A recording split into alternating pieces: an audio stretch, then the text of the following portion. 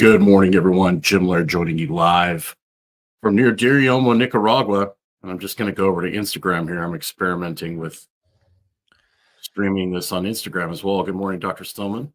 Good morning, everyone. Dr. Stillman and Jim Laird here. How are y'all? Let us know in the chat. We would love to hear from you. So, Jim, what are we Yes, talking about today? I'm live on Instagram as well. I know. I heard. Yeah, tried to do that. I'm well. What an interesting weekend. What an interesting weekend. Do we need to say anything more than that? I think with the amount of people talking about it, I think it would be fair to at least say a few things, particularly since I have a lot of experience working with the Secret Service. When I was in Aspen, we had multiple presidents and high-level dignitaries visit our hotel. Yeah. Huh. And I will say this, the Secret Service is very thorough. Every high rooftop in Aspen would have somebody either observing it or on it. They had sniper teams on the mountaintops everywhere. The mountaintops? Because Aspen's in kind of in Yeah. the bottom of a mountain valley, right? So Really? they would have. Oh yeah, they came in. They would come into the hotel. They would ask me who has access to certain rooms and high points. They would map out. So for somebody to get on a rooftop within 150 yards of the former president of the United States, there's something fishy, very, very, very fishy there. Are you suggesting this could have been an inside job, Jim? Well, I'm just going to say this. When you have a guy that talks about ending war and conflict, in a world where the majority of fortunes are made on war and conflict? Correct. The United States' main economy is war, right? Beware the military-industrial complex. So the last person, to say want to end the Vietnam War and de-escalate the Cold War, got shot in the head. I know. So that should give you an idea. But who knows? You just observe.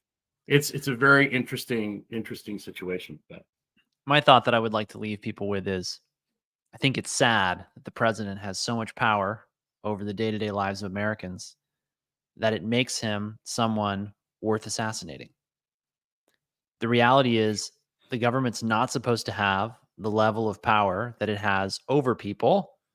And this is a big part of why Jim and I feel like we need to be on social media telling people the reality of what we see day in and day out with people's health, which is in stark contrast to what we see other people advancing as the narrative around health and wellness. And, one of the chief criticisms I hear from people in my world about Trump is that he didn't talk about, he didn't handle the 4 years of the recent unpleasantness, I'll just call it, the way they all wanted him to. But there's a lot of politics. That's the sad thing, is that there's so much politics entered it because medicine and science were allowed to be politicized in a way that they were never intended to be by the founders, and that are really, I think, inimical to any kind of stable republic. And on that note, should we talk about shocking secrets the health industry hides from you?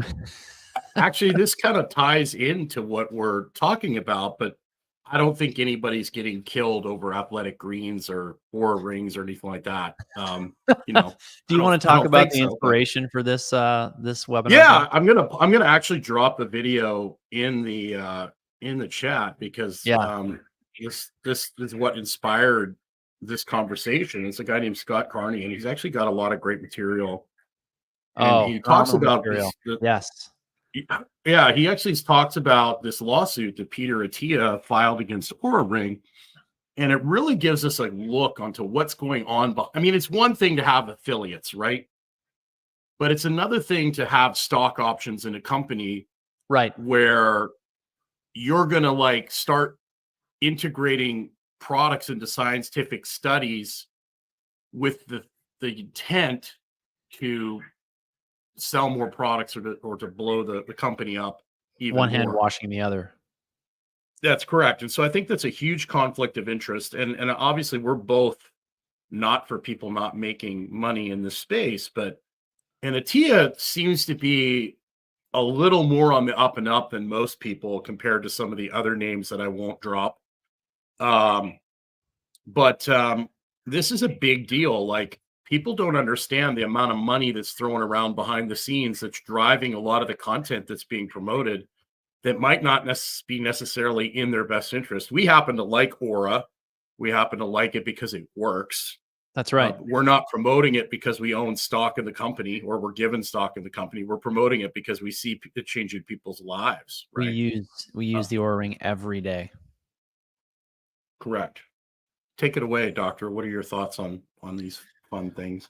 Well, I agree with your take. I think that, one of the biggest things that I try to stress to patients is that there is no such thing as free information.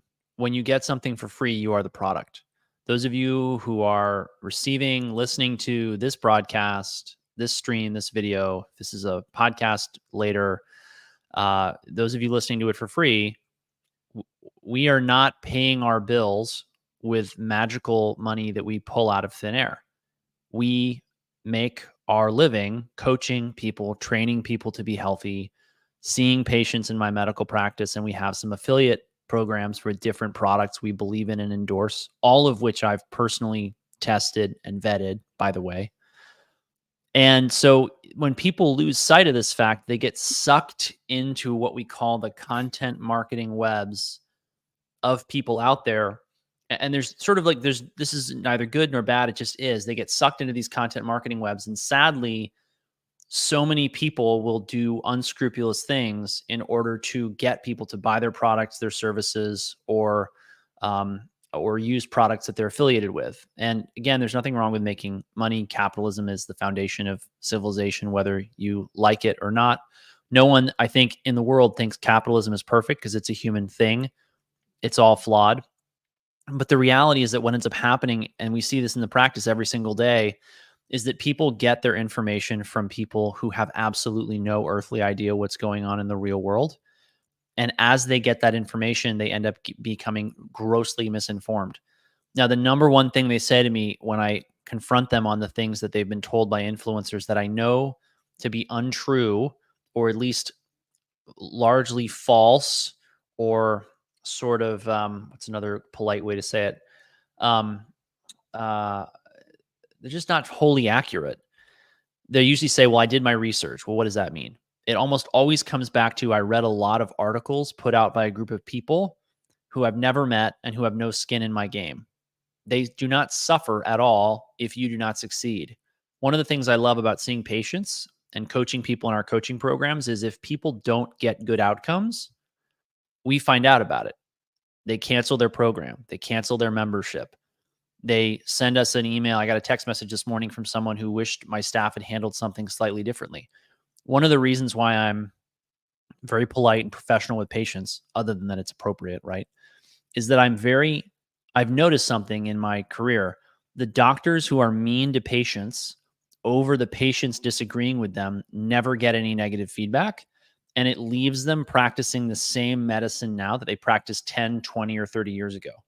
And they get completely turned around as far as what's working and what's not working. And we, because of the podcasts that Jim and I have been on, because of the reputation we've built, because of how our content gets disseminated and who tends to follow us, and because of the high level of content we put out there. A doctor recently told me, he said, you need to dumb your content down because your content is too high level for the average person. Now, I don't know. I have mixed feelings about that. I guess I could help more people if I dumbed it down, maybe, but I also feel, and I see this need of people who have a sophisticated understanding and who desire a sophisticated understanding of health and well-being. And I love communicating with them. I love talking to them. I love taking care of them. These people will show up in discovery calls with me or practice membership evaluations with me. I had a call like this last Friday. Former professional athlete has been to 14 plus practitioners, spent, at least 5, maybe 6 figures on his health and wellness over the course of his lifetime, trying to optimize his health. And we specialize in helping people like him because of the level of sophistication of the approach that we take with people. But that high level actually tends to turn a lot of people off because they're so inundated with content from people who are using that lower level of thinking, the unsophisticated level of medicine, that when we tell them that's not the answer, the shiny object you're chasing is not the solution to your problem, they say, well, no, I did all this research. And which means I read a lot of articles, I watched a lot of videos, and most of these articles and videos have absolutely no basis in reality. There's a couple of important elements there that have to be unpacked. Number one, people are always going to say, well, they did studies. Oh my gosh, if the last 4 years didn't convince you that studies are often not worth the toilet paper on the roll in your bathroom, you were not paying attention. Studies can be fabricated. People can be bribed to produce studies. The studies are only good as the mechanisms in place to ensure the honesty and integrity of the people who are collecting the data, reporting the data, and even doing the thinking and designing of the trials. You'll see constantly that people will design trials in a way that almost seems engineered to make natural and holistic medicine fail. You know, a great example of this, I'm not going to be too specific because we'll get censored if we're too specific. On that note, jump onto the email list, stillmanwellness.com, be subscribed. We get censored, we get shut down, the algorithm hates us. Give us a like, share, comment, subscribe, give us some love, because we just want to really help people authentically. And we see such a dearth of that in the health and wellness space. We see so many people who are just busy selling you products you don't need, selling you services that are overhyped and are not really all they're cracked up to be. And we really want to be different. We want to empower you guys with information. So That's you know, why you need to get on the email list, because on Thursday we basically are going to speak our minds and not be censored, because very much uncensored. We don't have, we're not on a live, so we can say whatever we want. Right. So that's why we're going to go into the this same topic on Thursday, and we're going to tell you exactly what we think, because we don't have to worry about losing our YouTube channel or whatever. So yeah, that's why you need to be on the email list. I was looking at this paper, and essentially it showed that for the optimal therapeutic effect of a therapeutic agent, again, I'm not going to name names for obvious reasons, it was a low dose early on in the course of the illness. And the study that was used to discredit the treatment was a high dose, an inappropriately high dose, late in the course of the illness. I mean, a total, hit piece in the end. But that's the hit piece that ended up shaping the narrative. So this happens all the time. I'm never shocked anymore by conversations I have with people behind closed doors, studies that didn't get published, researchers who massage their data, the reproducibility. And this isn't my theory. I mean, the reproducibility crisis has been something that's been brewing for decades now. Richard Smith, the former editor of the BMJ, wrote a paper and then a whole book called The Trouble with Medical Journals, where he commented on this. Marcia Angel, former editor of the New England Journal of Medicine, commented on this. They were scathing in their criticism of the partisanship and bias in biomedical research. And the reason that's important is that whenever somebody takes their uses scientific authority, and this is something that's very important for all of you to understand, there are very few things that actually persuade people, and almost all of them can be reduced to what we call logical fallacies. One of the logical fallacies they're essentially heuristics or ways of making decisions in the human brain that our brains naturally resort to because we can't possibly spend the time gathering all of the data and information that would be necessary to absolutely know something, right? So your brain uses heuristics, which are essentially shortcuts in reasoning. So for example, if Jim, who you know is a world-class strength and conditioning coach, tells you something about how to do the proper deadlift for your body type, you don't necessarily go out and consult anatomy textbooks and exercise physiologists and a bunch of other people to second guess his opinion. And the reason why you don't is that you know he has that reputation. What is that? That is an appeal to authority. So your reasoning, well, Jim is an authority on this subject based upon his reputation and his experience, therefore I can trust him. People do the same thing with this vague notion that we have of science, right? So science is an authoritative, or the scientific method is an authoritative source for information in our society, and that's based on generations of experience, starting with people like Isaac Newton, who provided colossal advancements for society in his short lifetime. He died young actually because he was fascinated by experimenting with mercury of all things. And the point is, people trust the science because the science has given them a lot of big wins and advancements and advantages in life. The problem is that as soon as something develops authority, a church, a religious movement, a political party, a institution of higher learning, the narcissists and psychopaths who are endemic in human society will gravitate towards that source of power in order to co-opt it, in order to do bad things for their own personal advancement and gratification, right? That in a nutshell is, the challenge of human existence. Why is this so fundamentally important? Whenever people come to me with, I know this supplement works because X or Y or Z, or I did my research, I read this article, or I listened to this podcast, invariably they're basing much of their trust in that scientific literature that's so horribly flawed and at this point invalid. And the reason that's important is that there is another source of truth. There's another source of authority, and that's actual lived experience. And it's shocking to me how many people whose works I've read, Einstein said the only source of knowledge is experience. William Osler, founder of Johns Hopkins Medical School, he said, by practice alone, you can become an expert. Many, many people have said this throughout history. There's not a book that's going to teach you how to be great at anything. There's not a single course. There's not a single degree. None of these things is a recipe for greatness. You have to go out and you have to do the work. I've seen people, met people who had no or little or no formal training who were brilliant. Jim is actually a funny example of this because Jim, just the way you think about problems, I've seen Jim make, and it's not clinical decisions. Jim's not changing medication doses or ordering lab testing, but Jim will just use critical thinking and reasoning based on his experience of training people, and he will help them come up with a solution to their problem and give them some recommendations that help them get through the issue at hand. And he does it in a way that's better, frankly, than a lot of the people I see out there coaching and teaching people who've got an endless number of letters after their name. I used to think that letters after one's name, and it's sort of ironic for me to be saying this because my whole brand is Stillman MD. When I decided to use that as my personal brand, it was mostly because I wanted to be transparent. A lot of people just do Dr. DR, last name. Doctor of what? Did you find your degree in a Cracker Jack box, or did you actually go out and earn it? I put a lot of time, money, and effort into my degree, so I figured I might as well tell people this is what I am.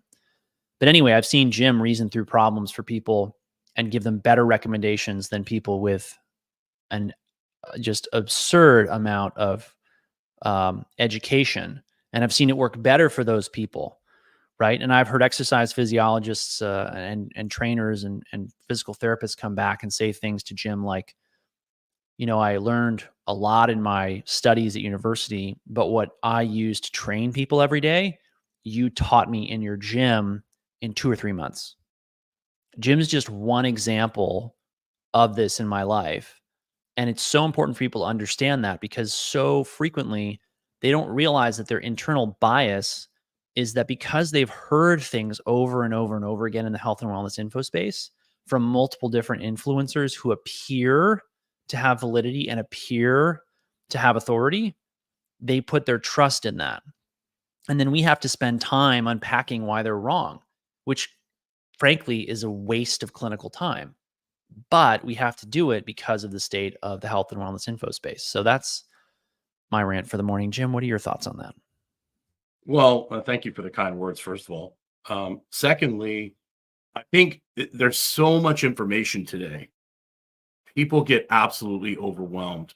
And it's my job as a coach to give people practical things that they can actually implement, right?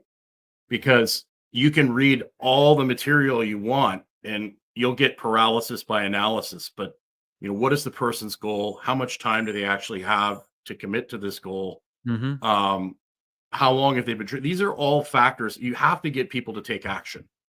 And a lot of Yes. times people just get overwhelmed with so many things. I've had people come to me that are on everything but the kitchen sink. They've done crazy, all sorts of different programs, and they're lacking a few fundamental foundational habits that just are game changers for them when they take those a little more seriously. Uh, and that's the art of that comes with experience is like, what are the things that truly do matter? And one of them is that's often overlooked is being able to chill. If you Mm, can't relax, you're going to have a hard time healing from anything, right? And our modern world just drives. That's why I'm hammering people over the head with it all the time. And so that's a big part of it as well is getting people to actually, look at Mr. Miyagi in Karate Kid, the original Karate Kid. mhm. He's got all these decades and thousands of years of education and experience that have been passed down to him. And how does he start Daniel Son off? Painting and wax on, wax off. Yeah, Those two absolutely. things have condensed thousands of years of experience. And he's like, why the hell am I doing this? And then he goes to punch him and he, you know, does, he deflects, right? And Right. so, how can I take all of this information that's coming in and give it to you as the client in a practical way that you're actually going to do it? Because it's not knowing that gets results, it's actually applying and doing. So, what are the things that are going to give you the most results for the least amount of work? And that's what the giant science experiment is all about. And it's unfortunate that a lot of these very simple things are often overlooked for fancy shiny objects because people just can't get paid to talk about going outside in the morning, getting more light. They don't get paid for teaching people how to have quiet time. A lot of times, those things are often overlooked because they have vested interests in promoting a product. Yeah, and I wouldn't say, I mean, you'll agree with this. It's not that they can't get paid, but the reality is that, Right. that Mr. Miyagi template of a mentor and a guide and a coach, Mhm. Mr. Miyagi is not out there on the cover of Kung Fu Right. magazine or Karate magazine repping Correct. some fancy uniform or shiny gadget or gizmo, right? And that's Mhm. because, I mean, that's for many different reasons, right? But you will find these people with incredible experience and incredible knowledge who can get phenomenal results for people. Doesn't matter if you're talking about their ability to coach you into powerlifting or, bodybuilding or figure skating, or just coach you from being really sick to being really well. They may be very humble, very simple people, not out there focusing on products, but really focusing on results. And, we just see constantly this tension in our world between, and this is why people call it selling out, right? Between doing what you have to do in order to make an enormous amount of money and doing what in your heart, will get people the best results. And some of the things we see out there coming from people who've made it big in terms of their health and wellness advice is totally and completely unmoored from the reality of what we see in the scientific literature. And I just spent, probably 20 minutes, I feel like, bashing the scientific literature there for a minute. But the sad thing is that buried in it is all this really great information that does add up and is consistent and does paint a picture of reality that is coherent, understandable. I Well, mean, that's part of you why, know, yeah, in the fitness world, at least from my experience, the stuff that I was being taught and learned in the gym from bodybuilders, other power lifters, coaches, this was stuff like back in the early 2000s, early mid 90s, the science had to catch up to, right? Uh, absolutely. Yes. like things like lifting weights to get better insulin sensitivity. Like that was unheard. Like people had no idea about that in the 90s Right. and the early 2000s. Bodybuilders figured that out years ago, Mm, right? So there's a lot of stuff that you learn in the gym that later on the science actually proves that you are going in the right direction. It's Right. funny you mentioned this because there's a great book. It's called A People's History of Science, and it's a book about the nature of scientific advance. Uh, and it was fascinating to read this book because this book, the model in science is of, oh, we have this one great researcher who goes out and does all this work and establishes these foundational truths. People like Pasteur or Newton, and there's an element of truth there. But oftentimes, what ends up happening is somebody in the scientific world will become a very successful self promoter, and people will overlook the inconsistencies in their scientific work, and their paradigm will become dominant, and it will basically become a part of the culture.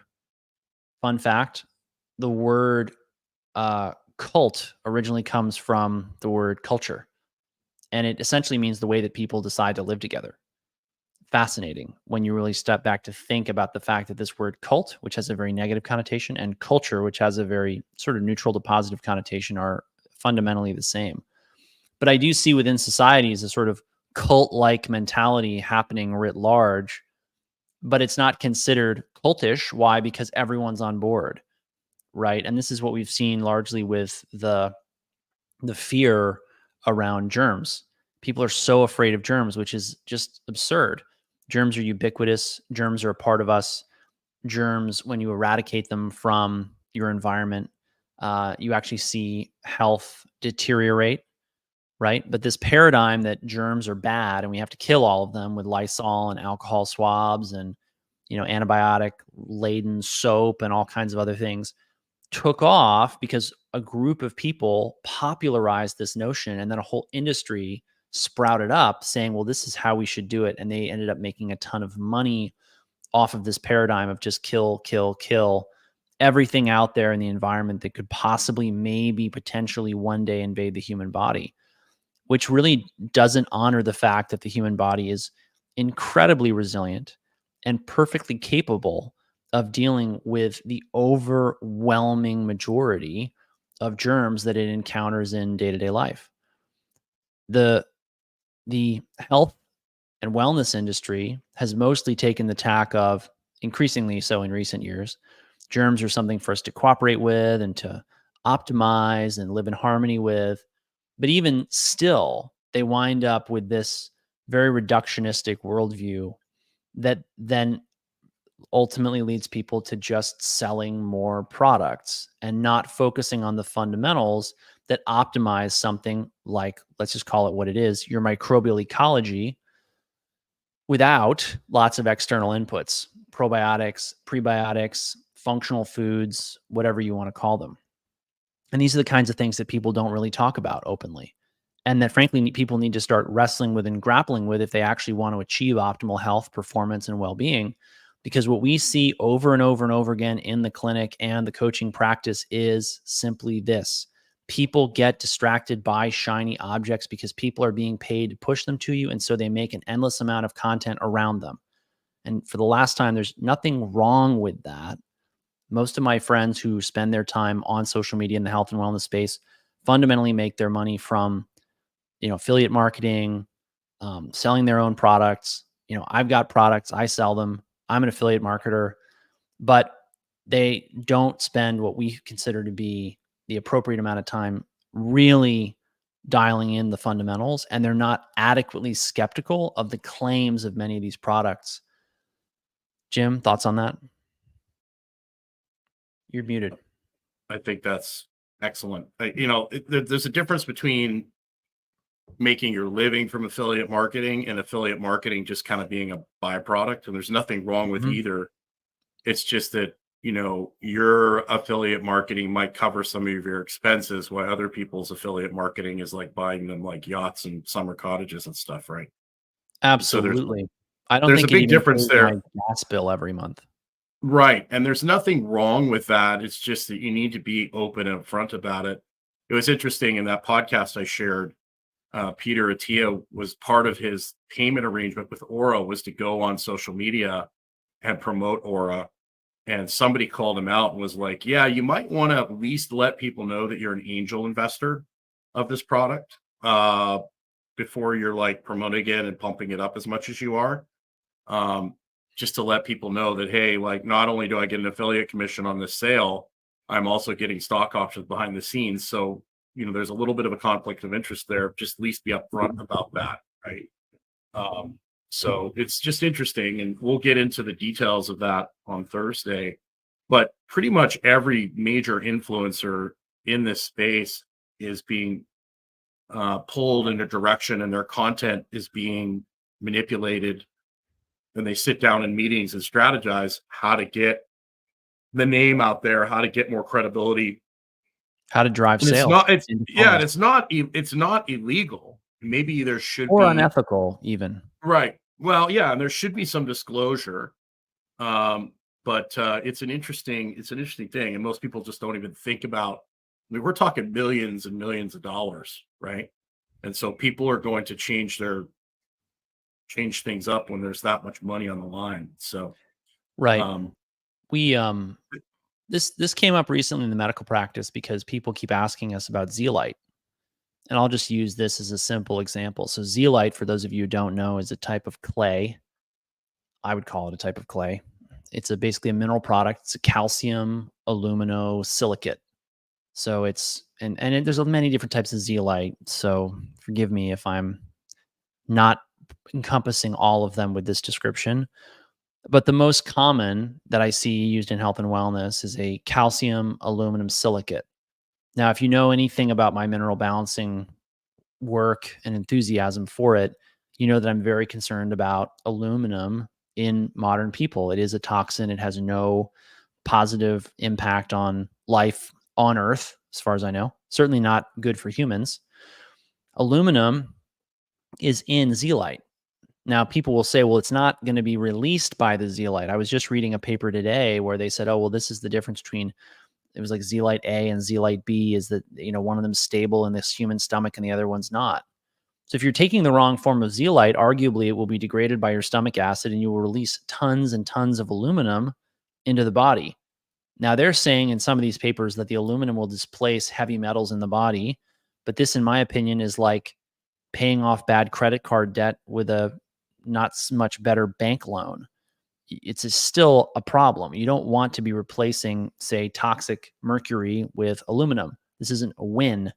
Replacing both of them with nutritive minerals, manganese, copper, molybdenum, zinc, chromium, selenium, that is a win. And so zeolite's a classic example of this, where I haven't been convinced by the literature I've seen that zeolite is something we can use writ large to treat patients. And when you talk to people about this, they just say, well, I tried this and I used this and I had a good result with the zeolite. We actually had a recent testimonial, which is what prompted me to look into this, of somebody who started to use this. It was a medicinal clay. It was a bentonite type of clay, which is technically a zeolite, if I understand it correctly. And they had a chronic complaint completely clear up virtually overnight. They've won in the sense that that chronic complaint is resolved. But I worry that they're unwittingly introducing excess aluminum into their system that will harm them in the long run with this new product that's given them relief from their chronic complaint. Now, what's the answer? I don't know. I don't see a zeolite out there that's free of aluminum. Chris Exley, because I talked to Clark Engelbert, who runs our hair tissue mineral analysis course with me. I talked to him about this, and he said Chris Exley, the world's foremost aluminum researcher, has publicly stated that he doesn't see proof that he would consider definitive in the literature on zeolite's safety and efficacy. And he thinks that using it is essentially playing with fire. And I really respect that, because I really feel Exley is coming from a very grounded, reasonable place in his reading of the literature. So when I see something like zeolite, people are out there saying, well, it's great, it's safe, it's effective. All these patients of ours are getting these amazing results. Short-term results are not the same thing as long-term results. I can't tell you how many patients I see on a yearly basis who've already gone to lots of other fancy wellness doctors and gotten short-term results, only to have those results disappear 3, 6, 9, 12 months later. And then they wonder, well, how can I go back to the same doctor over and over and over again, even though I'm spending thousands of dollars every round of treatment with them? They never seem to get me across the finish line, and I always seem to be coming back to their practice. which is a big part of why I've changed how I operate to a membership-based practice. I badly want, frankly, negative feedback from patients. What are we doing wrong? What could we be doing better? What did you try that we offered you that didn't work? Because if we don't get that data back, we don't get better. It's what your patients who aren't doing well have to say to you that will push you to the next level, which is always where I want to be going. So what would I be open to on the topic of zeolite? I'd be open to someone saying, well, I tested this type of zeolite and I looked into it and I did essentially definitive studies to make sure that it wouldn't be degraded by stomach acid and that the aluminum wouldn't transfer over into my patients and then it wouldn't increase their total body burden and it would simultaneously decrease their total body burden. And I haven't seen anyone do that level of study on the topic. Sadly, I doubt anyone will because zeolite is extremely cheap because it's found in the earth. It's easy to mine, easy to refine, easy to package, and easy to ship. And for that reason, I really doubt that anyone will do extensive studies on it. But for my money in my practice, I can't use zeolite until I have some of these questions answered. And again, I'm not hostile to the idea that it may be good, but like you were saying, Jim, you knew things in the bodybuilding world based on experience that the literature hadn't caught up to yet. And it may be that there's clinicians out there who can say that definitively based on their use of zeolite. Personally, I haven't seen that. And I don't see in most people's reasoning over what things to take and why and how long to take them for and the doses to use. They're not thinking through these problems with that level of sophistication, skepticism, and understanding that there's no free information. It's all promotional of and one variety or another. And that is, I think, maybe the biggest stumbling block that people who are trying to improve their health face in our modern world, which is why we have lots of coaching programs that people can join where you can jump on to Q&As behind closed doors and get our honest, candid opinions on things in health and wellness and see what we see actually working to get people better, not just what you're going to get from some Instagram reel from somebody who just wants you to buy another 60-day detox kit or 90-day wellness program or whatever. Not that there's necessarily anything wrong with that, by the way, but we just see it not serving people well. It's interesting your take on zeolite. We could compare that to something like cortisone cream, right? You get a rash, you use a cortisone cream, it buys you some time. Absolutely. It kind of just it lowers the inflammation, but you're not the goal is not to take cortisone cream forever to take Right. away the rash. The goal is to change your lifestyle so that you get a healthier body, you have a healthier system, so you don't need the cortisone cream, right? So there's a lot of things that might be short term, not good for you, but actually give you some therapeutic runway so you can change your lifestyle. Metformin is a wonderful example of that, although metformin doesn't really have many long-term negative side effects from what we've seen in the literature, but most type 2 diabetics run into trouble because they don't change their lifestyle. They just take the metformin and go, oh, it lowered my blood sugar, it lowered my A1C. I'm just going to keep doing what I've been doing. Really, it should be, I'm going to take the insulin, I'm going to take the metformin to buy me some time so I can change my lifestyle, right? Absolutely. And we'll often joke with patients, you don't have a cortisone cream deficiency. And they'll sort of laugh, yeah, haha, I definitely don't. The question is, why might you need this external source of cortisone right now? We recently had a case where a gentleman came in and had a very low cortisol in the morning. And I used cortisol or prednisone, the pharmaceutical version of cortisone or cortisol. I used that in order to get him back on track. Maybe a week ago, he and I touched base. He's feeling back to his old self. His problems that he was worried about are resolved. I'm looking forward to seeing what his labs have done, but he badly needed that cortisol because it is a critical hormone for your proper physiology to work, to be optimal. But he doesn't have a cortisol deficiency. He wasn't born with an inability to produce cortisol. He ran his cortisol down into the ground with artificial light at night, stress, lack of adequate sunlight, improper diet, accumulation of total toxic burden. The list goes on and on. Speaking of which, Jim and I are going to have a really fun series of videos that we're recording live, 4 p.m. today, Eastern time. We're going to do this weekly for, I think, 4, 5, 6 weeks, something like that. I can't remember exactly how many, where we're actually going to be going over, it's going to be essentially our quick start guide. I'm tempted to call it, Jim Laird and Dr. Stillman's Lean Mean Guide to Being Radically Healthy, but I haven't settled on that. That's the working title. And the whole idea is just, we give the same spiel over and over and over again. It seems like every day and every week. And we've done it in longer form, 45 minutes to an hour in some of these webinars that we've done over the years. But I thought to myself, I really would be doing people a much greater service if I condensed these down to maybe 20 minutes each, so people can get through them on their morning commute in a week.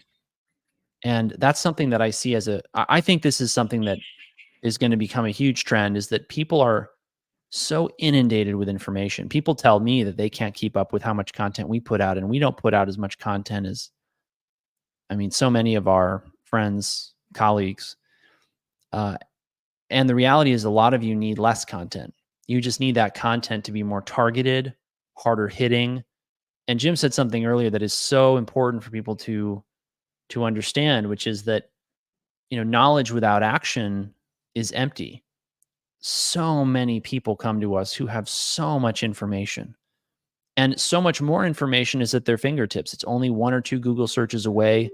With AI, the level of information overload is even more insane.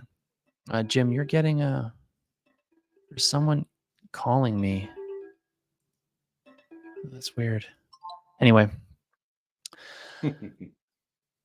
Yeah, no, that was someone calling me on Telegram. Nobody ever calls me on Telegram. I got to turn the notifications and things off. But anyway, people need to realize that it's not the amount of information they have, it's the quality of the information.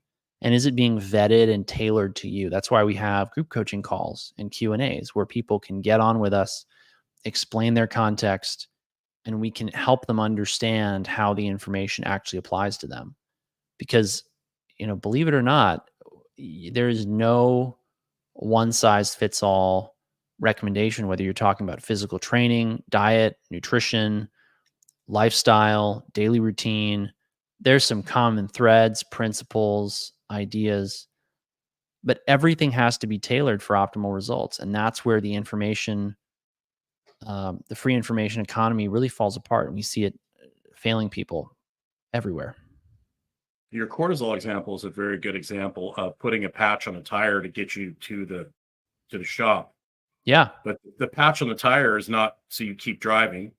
It's to get you to the shop so you can actually get the real repair done or the tire replaced, right? And most people just keep putting patches on tires, and they don't actually do the work to actually repair the actual tire, right? Absolutely. It's so people can access that. We're doing these more condensed versions of what formerly was the Fundamentals of Wellness. That's in our Optimal Wellness membership. If you'd like to sign up for that, you can just go straight over to Stillman Wellness. It's right there on the first page. It's like $1 a day. It gives you access to a Q&A with us once a month. It gives you access to our Thursday recordings, plus access to an accountability app and a number of other things, Dr. Stillman's dispensary, Dr. Stillman's protocols. So it gives you access to a lot of great things. And then if you want even more interaction with us, if you need more detail, if you need more help than that, then you basically can upgrade to the VIP, which you get a one-on-one onboarding call with me. Both programs you can get HTMA testing through Amy. So it's all good stuff. And so if you are in the Optimal Wellness membership already, I sent out an announcement this morning with the link to that StreamYard. You'll have to join that to be on there. We'd love for you to ask questions and be active on there. And we appreciate you watching. We'd appreciate if you give us a like, subscribe. We really appreciate your support. And I've actually got the next Monday, you've got to be here because we are going to be going over, how did I title this? You have to be here next Monday because our Monday live is going to be amazing. And then our Thursday, so the title is Participate in history's largest experiment, What Now? So we're going to get into all the cool stuff about everything that's happened, in the last 3 or 4 years. And I don't think I have to explain what we're going to be talking about. We're going to get into detail into protocols about, dealing with a lot of these things from the beer bug. And I know a lot of people really want to hear about that. So you definitely need to be here next Monday. Absolutely. People should tune in. And I also want to mention, please give us a share, because the reality is that, what we see happening is people put a lot of digital marketing and a lot of advertising behind their content in order to push it out to tons of people and create and drive their narrative. And then they essentially find a funnel and a system that works, and they just print money off of paid advertising. There's nothing technically wrong with that. But the reality is that we're trying to just put out great content that really serves people as well as possible.